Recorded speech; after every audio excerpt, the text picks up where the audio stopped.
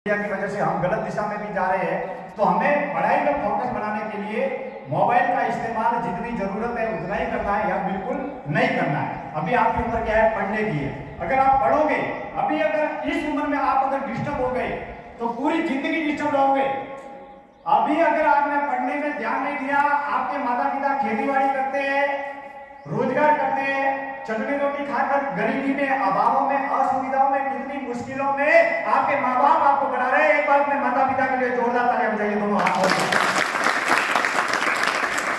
वो माता पिता जो खुद गरीबी में पले हैं, और बहुत सारे बच्चों के माता पिता होंगे जिन्होंने स्कूल भी नहीं देखी, कॉलेज भी नहीं देखी, कोई डिग्री डिप्लोमा प्राप्त नहीं किए, लेकिन वो आपको पढ़ाना चाह रहे हैं। आपके सबसे बड़े भगवान है तो वो आपके माता पिता है। इसके लिए अपने माता पिता के सपनों को सच करना है, अपने भाई बहनों के सपनों को सच करना है। जिस दिन आप अच्छा काम करोगे, हर कोई कहेगा कि ये हमारा बच्चा है, हर कोई कहेगा कि ये हमारे समाज वाला है, हर कोई कहेगा कि ये हमारे गांव वाला है, हर कोई कहेगा कि हमारे राज्य का है, हमारे जिले का है।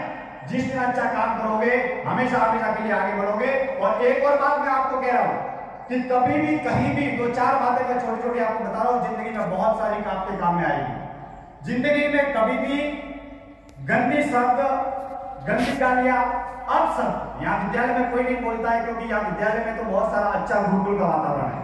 लेकिन बाहर जब भी हम जाते हैं तो जिंदगी में एक संकल्प लेना है कि हम कभी भी गंदे शब्द, अपशब्द, गालियां वगैरह नहीं बोलेंगे। बाहर के लोग भी बोलते हैं तो उनसे भी दूर ही रहना है, क्योंकि वाणी परमात्मा का दिया हुआ एक अनमोल उपाय है, और जो व्यक्ति जैसा बोलता है ना वैसा ही बन जाता है। और बोलने के ऊपर ही हम अनुमान लगा लेते हैं कि ये आदमी कैसा है। इसके लिए ताउम्र जीवन में कभी भी गंदे शब्दों का इस्तेमाल नहीं करना है। विद्यालय परिवार तो इतना गुरुकुल जैसा वातावरण है, इतना अच्छा है, लेकिन हम बाहर की जो संगत है उससे क्या होते हैं, रास्ता भटक जाते हैं। दूसरा, जीवन में आगे जब भी बढ़े, आप रोजगार में जाए, कारोबार में जाए, तब कभी भी कहीं भी किसी भी तरीके का कोई भी नशा नहीं करना है। एक छोटा सा प्रयोग मैं आपको बता दूं। बिल्कुल एक अकेले शांत एकांत अवस्था में बैठ जाए, और बैठने के बाद में कोई किताब नहीं पढ़ना है, खुद की जिंदगी को पढ़ना है। किसको पढ़ना है?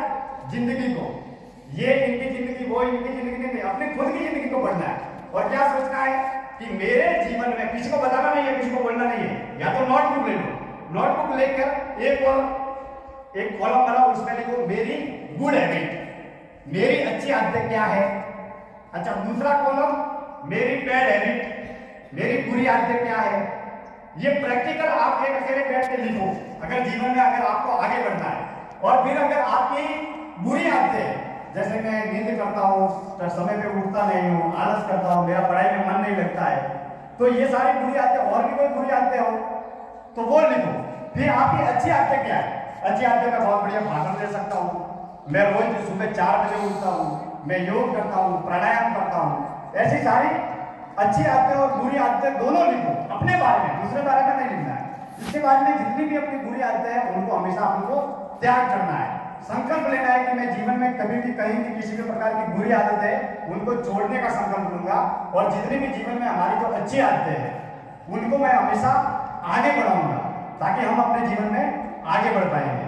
दूसरा, जब भी आप कोई भी काम करते हैं तो पढ़ते वक्त पूरा का पूरा पढ़ने में ध्यान दो। हर रोज एक टाइम रखो, यहाँ तो पढ़ते ही है, वो तो ठीक है, स्कूल में पढ़ते हैं, वो टाइम आ गया अपना लाइफ का।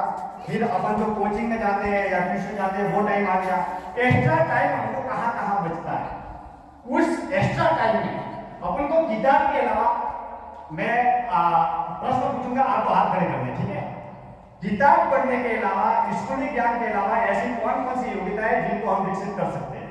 अच्छा, कविताएं लिखना किनको आता है? कविता पढ़ना अलग बात है,